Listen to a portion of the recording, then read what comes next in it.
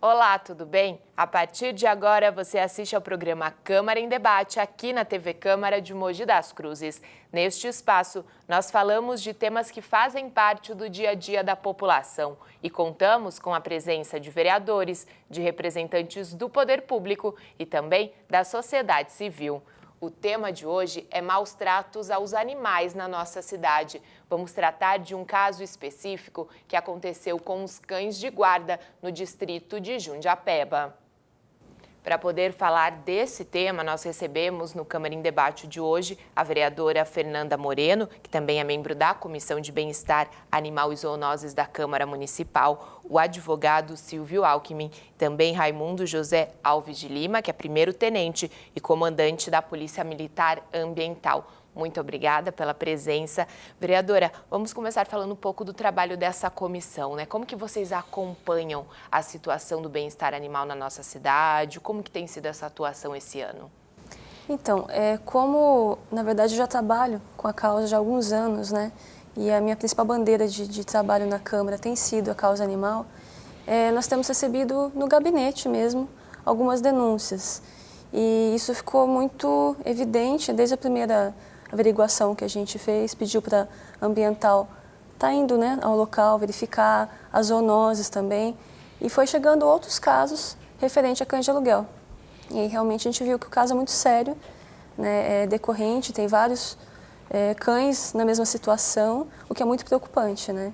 A gente saber que no município estão alugando cães para serem maltratados. Vereadora, e o caso específico de Jundiapeba, né? O que aconteceu? Como é que foi esse caso? Explica pra gente.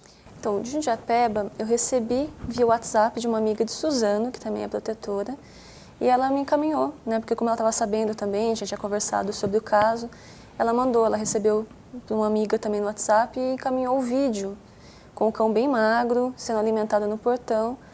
Eu liguei para o meu advogado, o Dr. Silvio, aí já fizemos contato também com a Polícia Ambiental, que prontamente se prontificou a nos acompanhar, e aí a gente já combinou de estar indo no mesmo dia para verificar, para não acontecer o que aconteceu da outra vez do cachorro já vir a óbito, né? A gente chegou tarde demais, embora eu fui no mesmo dia também, mas não teve mais o que fazer pelo cão.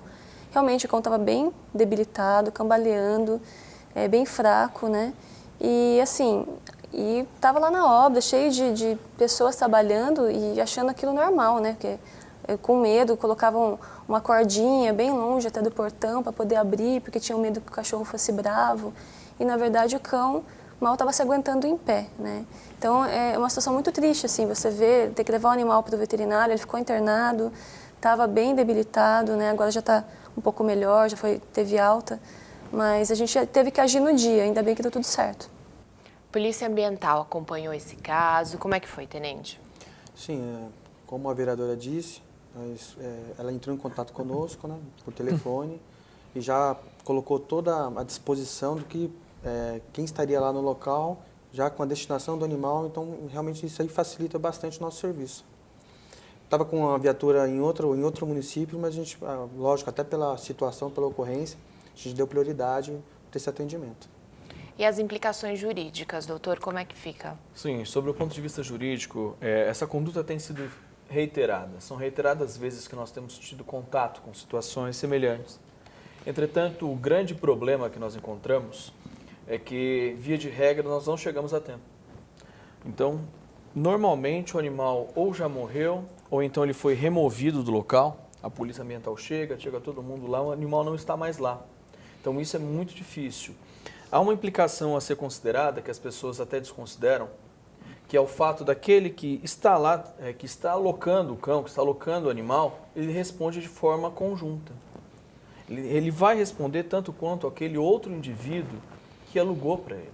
Então as pessoas não têm esse discernimento. Nesse caso específico de Jundiapeba, em que eu acompanhei particularmente, o que nos chamou a atenção foi que um dos trabalhadores disse: este já é o 10º cão que vem aqui. Ou seja, o cão não era tão feroz quanto eles queriam. O próprio proprietário, ou dono da obra, o responsável técnico, ele não soube precisar quem foi a pessoa, falava: olha, esse cachorro não serve, busca outro. Então ele responde, ele tinha o dever também de alimentar e manter esse cão sadio. Ele está alugando esse animal e ele está pouco se importando. Esses casos de aluguel de cães, vereadora, você tem percebido, é comum na cidade, em outras cidades da região também? Como é que a senhora tem percebido essa situação? Então, o que a gente vê, assim, eu sendo da causa, é que é uma luta dos protetores para extinguir esse tipo de atividade, né? Porque se você tem um imóvel e precisa de uma proteção, acho que nada mais justo que você tenha um cão seu, então, que você cuide, alimente e zele por ele, então, já que... Ou que você contrate uma empresa de segurança, que um guarda, que possa até ficar com o cão ali, mas não deixar o animal à mercê da própria sorte, porque alguém pode envenenar para entrar, geralmente os animais ficam sozinhos por dias, não é uma coisa comum só em Mogi das Cruzes, isso é comum em todo lugar que tem cão de aluguel, tanto que tem tramitando uma lei estadual, né, do deputado Feliciano, que ele tenta coibir esse tipo de atividade. Em alguns estados do Brasil, Curitiba, e, enfim, em outros lugares, eles estão já conseguindo aprovar essa lei, né? E, então, assim, é muito triste, porque, na verdade, é uma exploração à vida, né? Você deixar o animal para olhar simplesmente o imóvel. E aí, se não der certo, a gente tira, põe outro, substitui, morreu, coloca outro no lugar.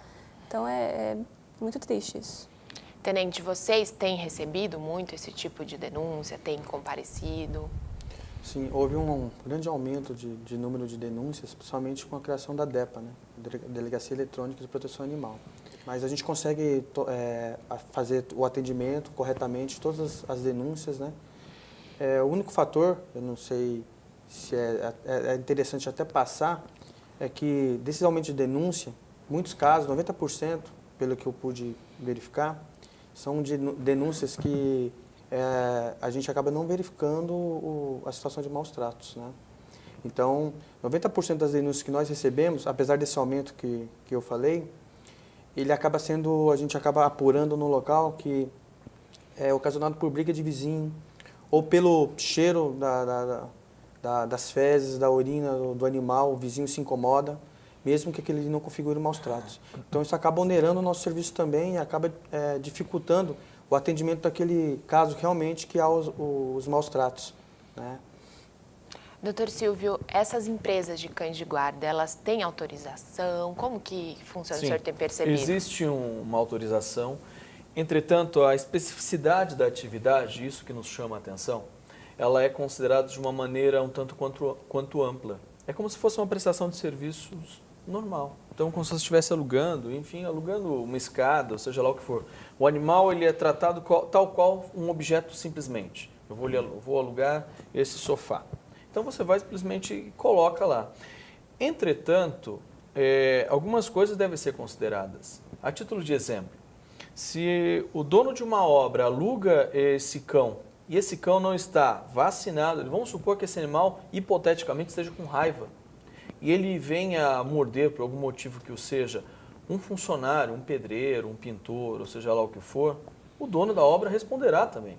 E ele não tem esse discernimento, ou às vezes ele até o tem, mas ele assume o risco de que isso pode vir a acontecer. E a responsabilidade dele, ele não consegue compreender, ou às vezes não quer, no caso específico, o dono da obra sequer compareceu lá.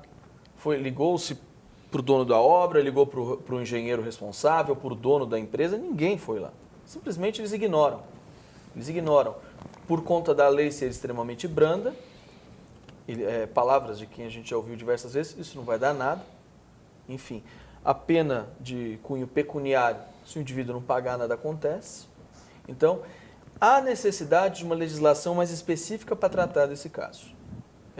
Ele não é tratado com a devida envergadura que deveria ter. Isso é necessário e deve ser feito. Não só sob o ponto de vista municipal, mas estadual e em outras amplitudes também. Vereador, existe a possibilidade da criação de uma lei municipal? Como que a senhora vê? Sim, nós estamos até estudando o projeto. Então, principalmente em relação às leis que já foram dadas como inconstitucionais, né, em muitos municípios, porque aquilo que o doutor Silvio falou, não há uma especificação para esse tipo de atividade. A empresa aqui mesmo, ela está com um adestramento de cães, né? E aí fica muito amplo, né? Abre-se um leque para ele fazer o que ele quiser com o animal. Porque o animal, nossa Constituição, é visto como um objeto, como uma coisa, não como um ser de direito. Então, alguns municípios que tentaram proibir, não conseguiram, né? A lei acabou sendo derrubada porque alguém entrou com uma liminar, enfim. Então, nós estamos estudando um projeto que possa, pelo menos, regulamentar a prática, para a gente poder ter uma fiscalização mais ampla sobre isso, né? Porque, infelizmente, a gente vê que as empresas aqui em Mogi, principalmente essa que está dando problema, ela não tem nem alvará. Veio uma das respostas do ofício que eu tive da prefeitura, que o alvará estava vencido, enfim. Então, não há uma fiscalização do município também, né, para saber quantos animais, se esses animais estão vacinados, igual o doutor Silvio falou, se eles têm cadastro no município, se eles estão microchipados, né, para um eventual caso de desaparecimento de um cão, para a gente poder estar identificando. Então, está muito solto. Então, realmente, a lei se faz necessária e a gente já está estudando o tema. Espero, após o recesso da Câmara, já poder apresentar. Nesses casos de maus tratos, tenente, qual seria o primeiro procedimento? Alguém, né, identificou? O que deve fazer? Então, uma vez a equipe policial estando no local, vai verificar os indícios aí, né, da situação de maus tratos, né. Uma vez configurados os maus tratos, né, seria da parte do animal, né, se está debilitado, se está protegido das intempéries, né, se o local está higienizado. Então, é um rol aí exemplificativo da configuração de maus tratos. Tendo essa configuração dos maus tratos, o policial ele vai fazer a autuação, né, administrativa, né, o valor por animal R$3.000, né, e vai oficiar ou apresentar a ocorrência na Polícia Civil, na DICMA, né, delegacia aí especializada no crime de meio ambiente. No caso de um transtorno grande, é necessário mesmo procurar advogado para a pessoa poder acompanhar melhor o caso? Como que o senhor recomenda? Sim, eu sempre recomendo. Existe, inclusive, uma comissão na OAB que cuida e pode auxiliar nisso. Ela é existente e atuante, inclusive. Eu, particularmente, faço parte de uma outra linha de defesa, que eu trabalho com a vereadora e trabalho em função de outras instituições não governamentais que eu auxilio, de forma, às vezes, até mesmo quase que voluntária. Só que esse desconhecimento até o que seria maus tratos, como o tenente até explicou para a gente agora há pouco, é o grande problema. O indivíduo entende que maus tratos é a existência de acúmulo de fezes, alguma coisa. Entretanto, isso é um tanto quanto subjetivo. Os maus tratos, ele deve estar caracterizado. Por exemplo, um cão em confinamento, como nós encontramos, aquilo é maus tratos. Um cão numa área de 1 metro por 1,5 metro, que ele não consegue sequer dar uma volta. Aquilo caracteriza que ele está sofrendo maus tratos, sem alimentação, sem água, no local sem ventilação. Então, há necessidade até mesmo das pessoas terem conhecimento do que é isso. Tá certo, a gente vai fazer um pequeno intervalo.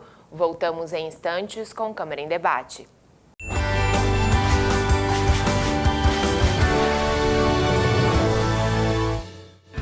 Escrever hoje o futuro da cidade é o trabalho realizado todos os dias pela Câmara de Mogi das Cruzes. Atuando de forma transparente e moderna, em sintonia com as necessidades e os desejos dos cidadãos, a Câmara está sempre se inovando e se renovando para representar você e fazer a cidade que você quer. Câmara de Mogi das Cruzes, escrevendo o futuro da cidade hoje. Você já pode acompanhar o trabalho dos nossos vereadores na sua TV. É isso mesmo, a Câmara Municipal agora está na televisão.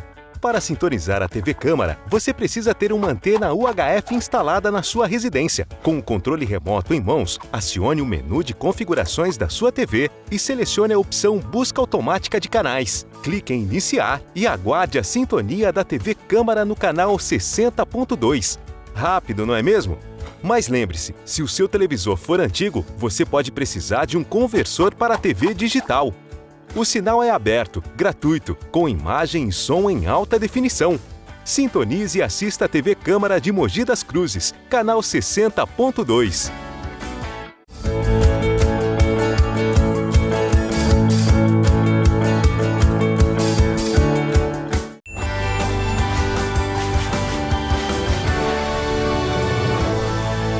Voltamos com o Câmara em Debate, hoje falando de maus tratos e bem-estar animal aqui na nossa cidade. Vereadora, existe um conceito importante que é da posse responsável, né? Como que funciona, o que isso significa? Isso é uma coisa que a gente, da causa animal, luta muito, né? Questão da conscientização das pessoas. Dela ter realmente o cuidado com o animal, a castração principalmente, né? Tipo, porque quando a pessoa não castra a fêmea, ela deixa para criar, mas eu vou dar para amigos os cachorrinhos quando nascer, por exemplo. Só que você não sabe como que as pessoas vão cuidar e quantos vão nascer, né? Já tem tanto cachorro precisando de dono, tanto cachorro abandonado na rua, em canil municipal, aguardando por um adotante. Então, a partir do momento que você deixa o seu cão procriar, você está contribuindo, sim, para o abandono e também até para os maus tratos, porque aquilo que eu falei, dos 10 que nascerem, você pode até ter controle de 3 ou 4, e os demais, né? Então, é muito complicado. Então, uma coisa, a castração, principalmente, é um dos principais temas da posse responsável, né, da guarda responsável. A conscientização, que a gente tem que sempre estar disseminando muito isso nas pessoas.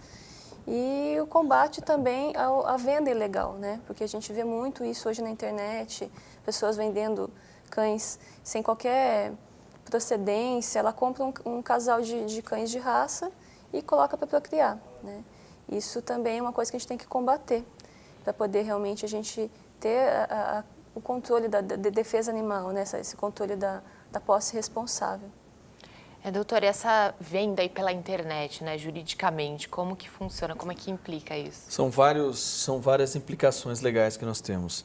Inicialmente, nós temos um problema, vamos até começar um problema não tão grave, sob o ponto de vista criminal que seja. Você tem uma venda que ela não tem nenhum tipo de tributação, nenhum tipo de origem. Segundo, você não sabe as condições em que aquele animal estava, digo que é até armazenado, que às vezes é assim que ele está. Então, você comete uma violação à lei ambiental quando você adquire, de alguma maneira, um animal silvestre ou que seja um cão de raça, que você às vezes acredita que é de raça, às vezes descobre que nem é de raça. Então, você tem essa violação.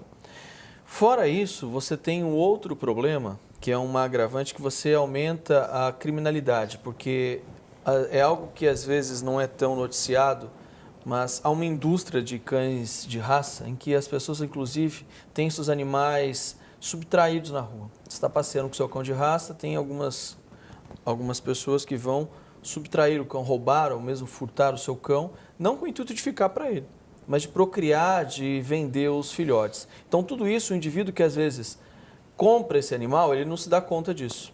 É como um CD, antigo CD pirata, hoje uma roupa falsificada, que o indivíduo não pensa em tudo que está para trás. Ele pensa só no produto que ele tem aqui. E o animal, novamente, volto a falar, ele é tido simplesmente como esse objeto.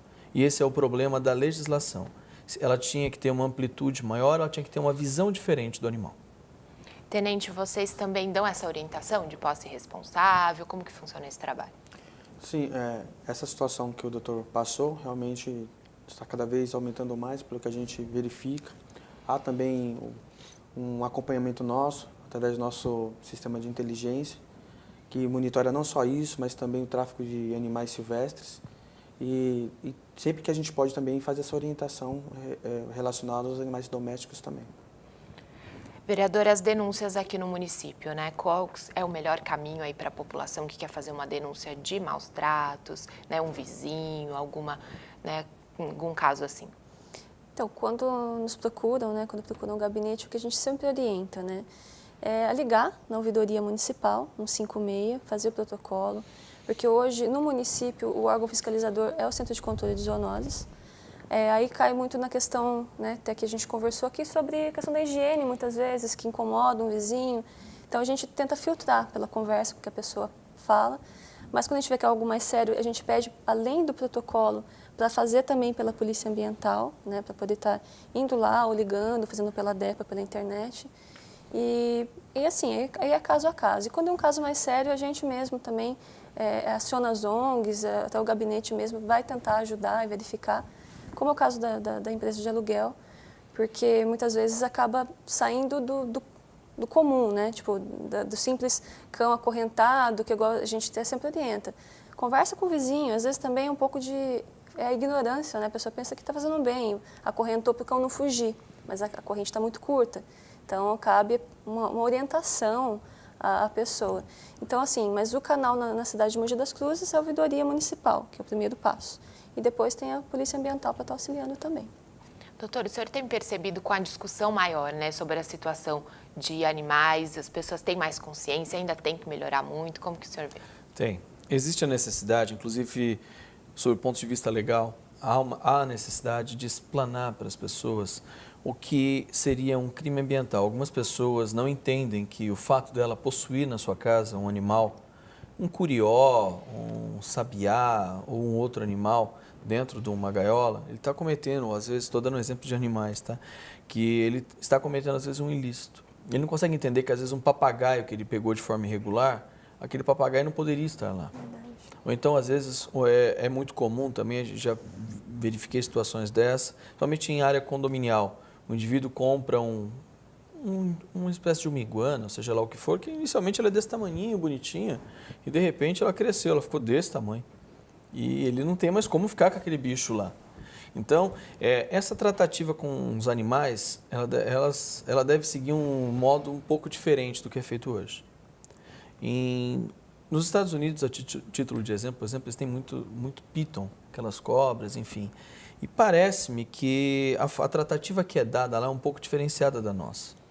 Então, a tratativa até mesmo de animais. Tenho amigos, por exemplo, em que a legislação é tão restrita que se o indivíduo quiser ter dentro do condomínio dele um cachorro, ele vai pagar $200 a mais, porque ele tem algumas responsabilidades. Aquele cachorro pode sair, pode morder, pode fazer, pode acontecer.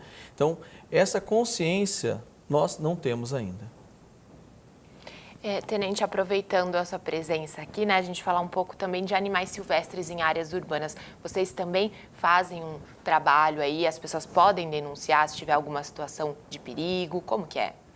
Sim, a maior parte relacionada à fauna, né, é de animais em cativeiro. Como o doutor mesmo disse, quando uma pessoa adquire o animal, acha que está tranquilo, quando a pessoa adquire de forma irregular, né? Mas por trás disso aí, há todo um histórico de como esse animal veio parar nas mãos dessa pessoa. Então nós temos, nesse caso, a caça, né? O tráfico de animais, que vem até de outras regiões, que uma vez liberado aqui, se a pessoa não se adaptou, não gostou desse animal, pode liberar a natureza e causar também um transtorno ao meio ambiente. Então a gente acaba fazendo todo o atendimento, a maior parte de fauna que a Polícia Militar Ambiental atende na minha região aqui é relacionada a animais em cativeiro de forma irregular. E é uma situação comum aqui na região? É comum, não só na região, mas no Brasil inteiro. É um costume ainda muito enraizado no Brasil, esse costume de achar que é natural, que é normal ter um animal em cativeiro adquirido de forma irregular. Vereadora, esse tipo de denúncia a senhora também costuma receber? Sim, e a gente também vê muito na internet, né? O pessoal vendendo sagui, vendendo iguanas, sabe assim, pássaros. E muitas vezes as denúncias chegam pra gente, olha, tem um print aqui, só que daí fica um pouco difícil de a gente também averiguar que nesses grupos de feirinhas de rolo que tem na internet, geralmente a pessoa coloca um celular, depois ela muda o número, você não consegue ter um controle. Mas a gente às vezes recebe, daí nesses casos a gente já faz um ofício do gabinete para ambiental, tá verificando.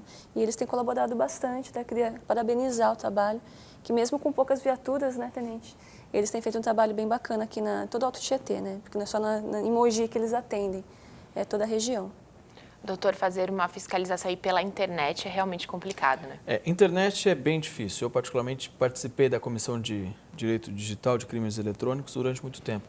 A velocidade em que o crime ocorre, infelizmente, a legislação não acompanha e, às vezes, nem mesmo os meios de fiscalização e busca chegam até lá. Vou dar um exemplo. O indivíduo está vendendo nessas feirinhas um animal e ele tem a favor de si, primeiro, a velocidade que as informações vão chegar. Quando aquilo chegar na delegacia, a delegacia fala, olha, tem que ser para a delegacia especializada. Por exemplo, tem que ir para a delegacia de crimes digitais, lá em São Paulo, DEI. A hora que chega lá, às vezes o animal já foi vendido, a publicidade não está lá. Então, essa velocidade que traz grandes problemas. E às vezes a lei não acompanha com grande velocidade o incremento de animais que chegam até os animais de fora que chegam até nosso país. A exemplo disso, todo mundo fala, é o bendito do javali. Esse animal, ele procriou de uma maneira, ou o javaporco agora, né, que ele também cresceu e se tornou um javaporco. eles se tornam quase como uma infestação em algumas áreas. Tem alguns rios que as pessoas trazem peixes de fora, e espontaneamente o coloca lá, achando, não gostei, ou traz para crescer. Enfim, aquele animal toma conta daquele local porque não tem um predador natural. Então, essa consciência, ela deve ser trazida. E a finalidade da lei, sob o ponto de vista conceitual, é evitar que esses abusos e essas situações aconteçam. Só que sem educação ambiental, isso não vai acontecer. Certo, a gente precisa encerrar o programa, então eu vou pedir as considerações finais de cada um dos convidados, começando com o Tenente Raimundo. Só, diante de tudo que foi passado aqui, eu gostaria de reiterar, né, para que as pessoas colaborassem com as denúncias, né, infundadas, aliás, que não fizessem denúncias infundadas em relação aos maus tratos, por exemplo. Então, que façam devidamente a denúncia quando realmente verificar o caso de maus tratos, para que a gente possa otimizar o nosso atendimento. A própria vereadora disse, realmente o nosso efetivo não é grande, é pequeno, e a gente tenta otimizar da melhor forma possível. Em relação a animais em cativeiro, a lei é relativamente nova aqui no Brasil, o costume nosso aqui é de décadas, né? Então, aos poucos, vamos com educação, com orientação e com atendimento, a gente vai tentar mitigar, né, esse sofrimento que é dado aos animais.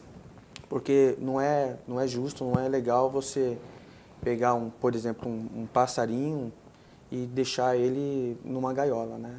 Ele não está na natureza para isso. Então, aos poucos, a gente vai tentar também conscientizar e estamos à disposição para qualquer tipo de denúncia, seja pela internet, pela DEPA ou via telefone. Doutor Silvio. Eu agradeço a oportunidade de trazer poucas informações dentro de um universo do que é o direito ambiental em geral. Não sou especializado em ambiental, sou um atuante, quase que um militante da causa, mas eu acredito o seguinte, há necessidade de uma educação ambiental maior. As leis, elas não são tão brandas como as pessoas acreditam, existem outras implicações legais que devem ser consideradas e o trabalho que tem sido feito, especialmente pela ambiental, pela vereadora, ele é de suma importância. Sem isso, nós estaremos numa situação extremamente grave. Já é ruim, estaria muito pior. Então, eu acredito que isso deva continuar. Parabenizo a vocês por trazer o tema à tona, algo que não é debatido com tanta frequência. Vereadora. Bom, eu também agradeço a oportunidade, né, do programa estar abrindo esse espaço de um tema tão importante. Realmente é algo que a gente tem que disseminar muito, né, a questão do respeito à vida, né? Do respeito à nossa fauna, à nossa flora. A gente está destruindo a natureza, está disseminando espécies e daqui a um tempo a gente não vai ter mais como voltar atrás. Tá certo, muito obrigada pela presença. Agradeço também a você que acompanhou o Câmara em Debate e até o próximo programa.